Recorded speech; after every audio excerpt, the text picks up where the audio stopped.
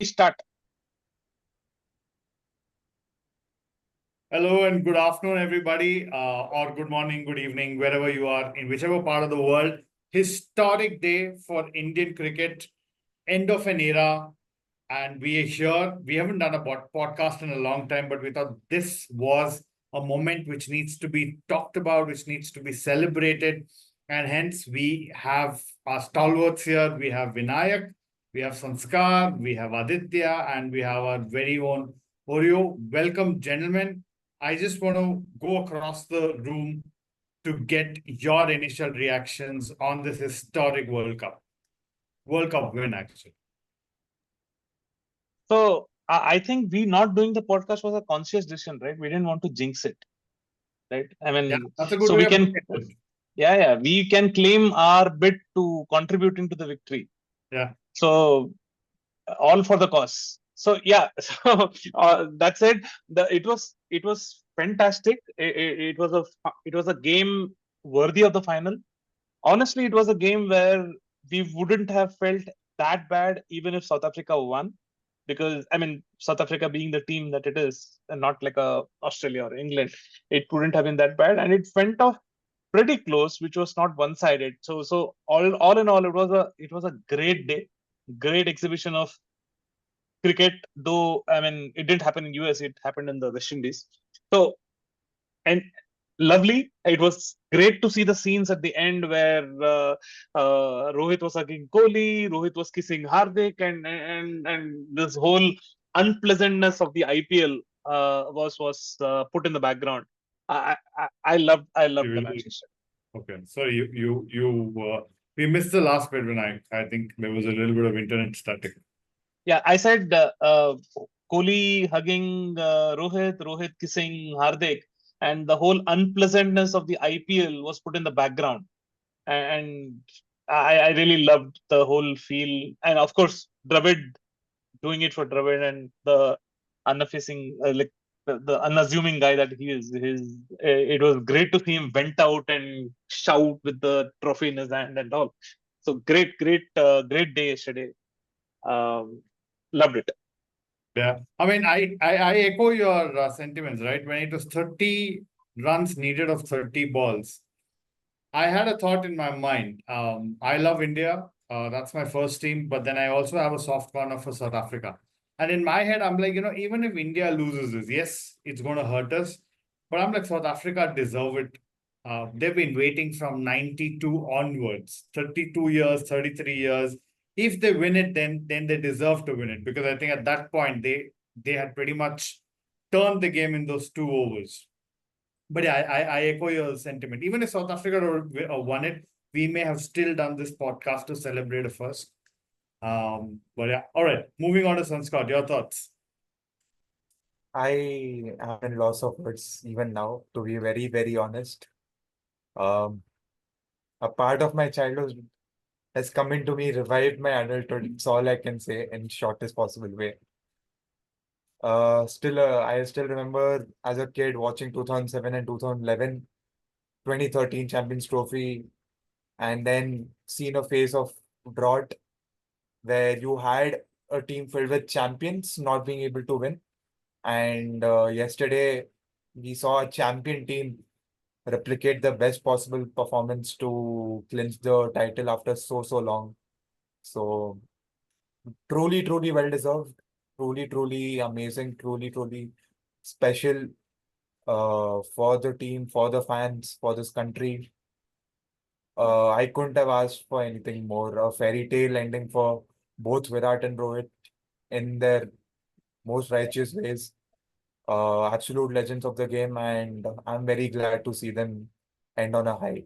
And yep, uh, I'm still in loss of words, to be very frank. Yeah, I can imagine. All right. What about you, Aditya? I think 2011 was pure exhilaration and joy. That's the emotion that I mostly felt. But yesterday was a mix of it was relief. It was, you seeing Kohli in tears, Rohit, Ashwin posted a podcast today. He was in tears. So it was a mix of lot of emotions. I think, the fact that we were so close so many times, and it just kept slipping away. And when we in South Africa needed 30 of 30, I was like, okay, now how do I rationalize this? Like how you are saying, okay, I like South Africa too. But again, Bumrah and that catch by Sky, wow. Sport, nothing else can live up to these emotions. Yeah. Oreo? Well, I'm also at a loss of words because I did not watch the match. I am, to be honest, I'm not a big fan of Team India. But yes, they played really well throughout the series. They were the most dominant team. A little bit of scheduling was helped by ICC on that note. But uh, I am really glad for one. I'm really glad for one production house. It's called the Clean Slate Production House, owned by the uh, better half of Virat Kohli. So now you are going to get a new series on Netflix on how India finally won the World Cup with Virat Kohli at the helm and played a marvelous innings. And that's the fairy tale that should be on Netflix. So yeah, Netflix got the next high budget production over there. Thank you, Michael Vaughan / Nasser Hussain. Oh, it's Oreo. All right. No, Oreo is living up. Sorry, but Oreo is living up to the fact that we need to make this podcast, the episode, as controversial as possible to get views. I think he's doing that part very well. So on that note, let's go to a controversial question, right? Now, pick for you guys. Who's been the best actor of the World Cup? Gulbadin Naib, Rishabh Pant. Both were fabulous, actually. Like nothing shaking, inspiring those hilarious moment Gulbadin gave us. He was fabulous. Like the way he was treated in 2019, the team was not united with him. And Rishabh Pant also similarly, he was out of the team courtesy and accident. But the way those people bounced back, that is something. And in a World Cup where they had such an amazing performance, I think you have to give credit to both of them. But yeah, thanks for the kind of joy they gave to their critics, especially Gulbadin's Oscar-worthy performance. So that was crazy. Well, I would say, Pant probably did it slightly better. It wasn't as abrupt as Gulbadin Naib, where people were like, what is happening?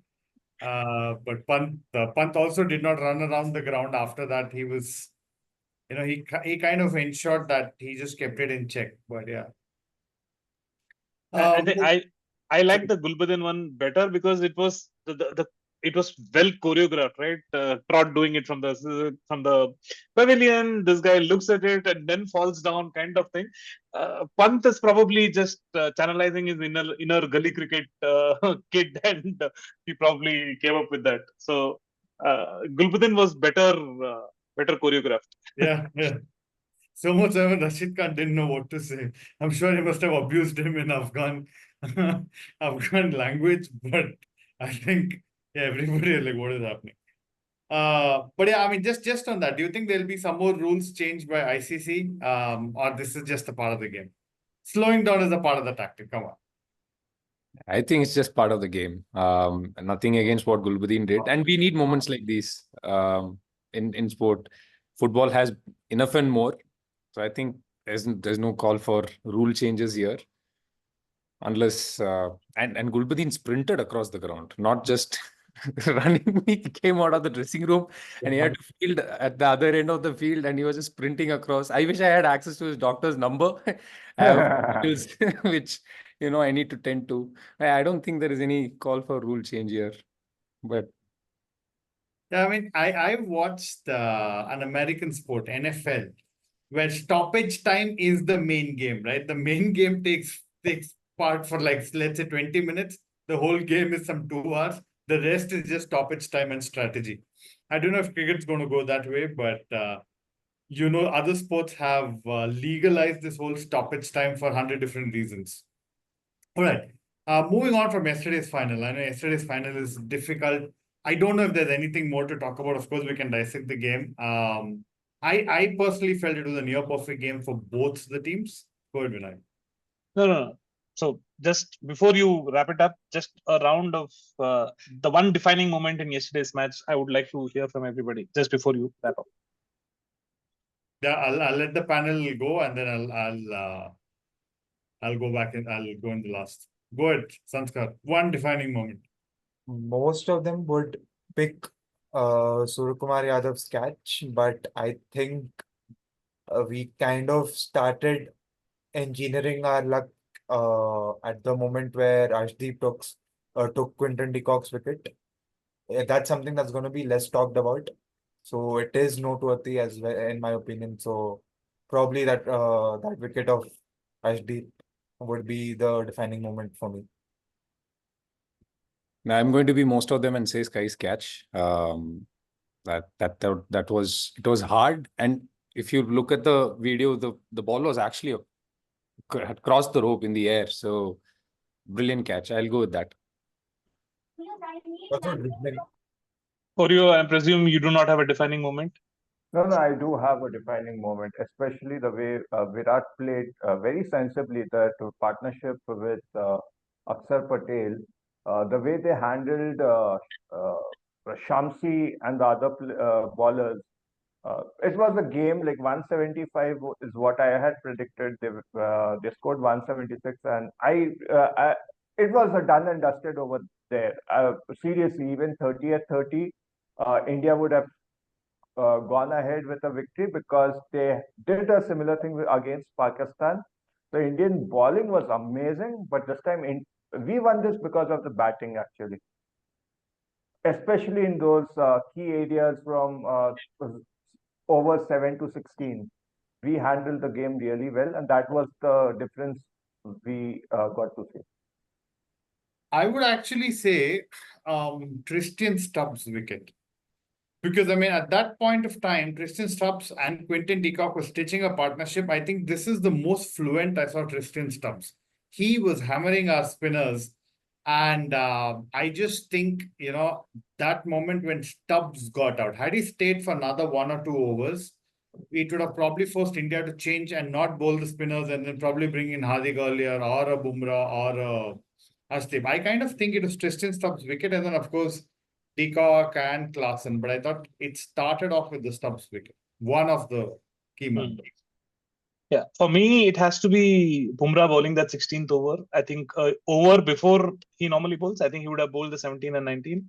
He bowled the 16 and 18, and that stopped the momentum. Of course, then, I mean, he didn't take a wicket in the first over, but he basically gave what, 2 runs, 4 runs, whatever, right? I mean, Yeah. He stopped them, and then after Pant's injury, we got Hardik to bowl. That I thought was the kicker, and that led to the subsequent things happening. Obviously, Sky's catch was a miracle, as was Klaassen's inning before that. Right? Till he fell, I mean, he was taking the match away from us. That was brilliant T20 batting. Yeah, I mean, I was looking at the stats. That Kuldeep over before Akshar's over went for 24 runs. Kuldeep's over went for 18 runs. That is where they already sealed it, right? They scored close to 40 in 12 balls, and they pretty much bridged the gap between balls and runs. All right, before we wrap up, right? I know we're almost there to wrap up. It's a short episode today, but I just want to go across the room to say, what was your most cherished game of this World Cup? And you can't pick the final. Any other game, most memorable game? I will start with it. My favorite match was Nepal versus South Africa. Where Nepal was there, and no one had expected them to play so well. I think they read the Kingston pitch really well. It assisted their bowlers.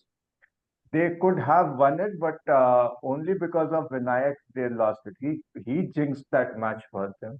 But nonetheless, South Africa did show a lot of means they played really well throughout the series. They had just one outright victory against Afghanistan, but they did play well in the crucial moments. And here was when they were facing a very difficult team. They could not make amends like they had been doing. But yeah, that Nepal team, I really liked the way they brought so much in the tournament. That was some game I really enjoyed. Yeah, what about you, Aditya? For me, I think it was the Afghanistan-Bangladesh game. Had a lot of moments, including Gulbuddin's Oscar-worthy performance, and the passion that the Afghans bring to the field. When you see them play, you can feel the passion through the TV.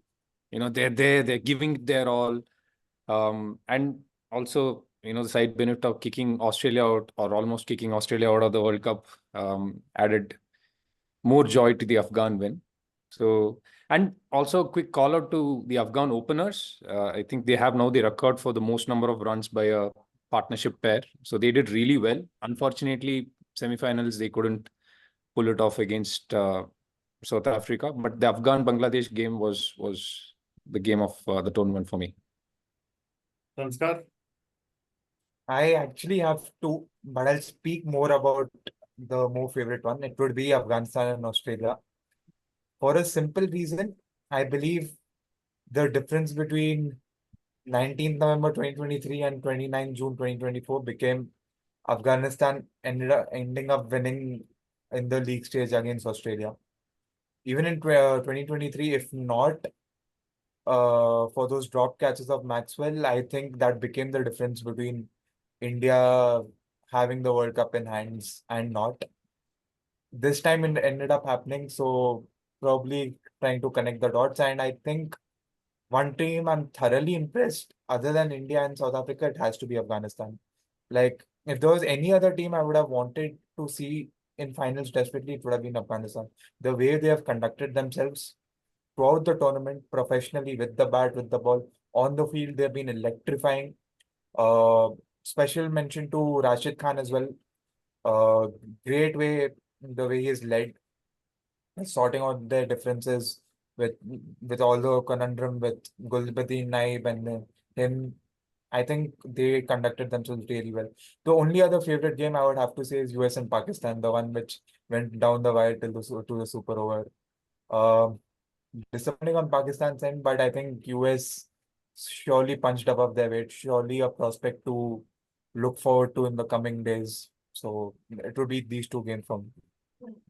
Vinayak? Yeah, I actually did not watch any other match live apart from the final. But there were some snippets, right? Like what Sanskar said, the USA's performance, it was fantastic. Netravalkar's wickets. I mean, that can be a section of its own. Brilliant, brilliant bowling. It's always good to see new teams coming in and giving competition, like Nepal, like Oreo was saying, USA. Maybe Uganda and Papua New Guinea still have some time to go. Maybe they are where Afghanistan was 15 years ago, 10 years ago, right? Afghanistan cannot be termed as an underdog anymore. I think they are a T20 powerhouse, like West Indies. In the T20 format, I think these are powerhouses. They can't be called minnows anymore. In other formats, let's leave that discussion for another time. But I thought that was fantastic. The other game which I watched and I thoroughly enjoyed was like the same game which Aditya was talking about, Bangladesh, Afghanistan. I think that the passion was electrifying. I loved it. Yeah, okay. I would want to pick a lot of games, but of course, the whole South African campaign through this World Cup, right? From every match they could lose, but somehow they won, including the Nepal match. But I think one defining match which I would want to remember is South Africa versus West Indies. In spite of not losing in the group H, had they lost that match, they would have been out. And they were what, 5 down for 96, and from there to win. I definitely think South Africa have turned a page in their book to climb from difficult situations where they could lose to win, and ensuring that they've climbed the semi-final mountain. I would definitely say next time for Africa, sometime in my lifetime, I would want to see a South African men's cricket team win a world championship. I truly think they deserve it. Go ahead, Oreo. You had a point. I just have a question. It is bothering me from morning actually.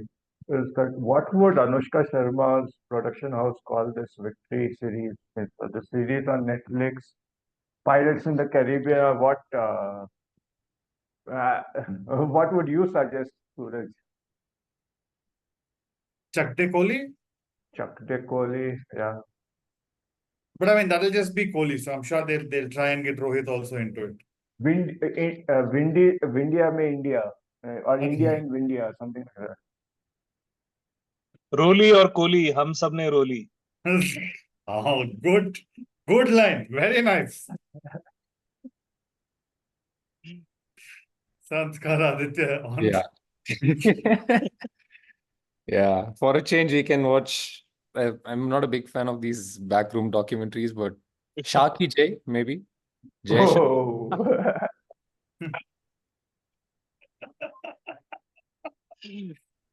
Sanskar. Any words of wisdom you have on that? I think we were so joyous seeing Kohli turn around his T20 game altogether from IPL. We were used to seeing him in that template, and unfortunately, you couldn't replicate that for the majority of the tournament. But yesterday, we saw vintage Virat Kohli where he was playing, taking his own time. What are they going to call the movie? Probably, I would say Documentary. slowly who came to the rescue. They might also call it audio. Finally, they'll say E Salah Cup Namdu. All right, gentlemen, on that note, it's been a short show, but it's been a fun show. And thank you again for your time. Till we meet again, take care. Take care. Bye.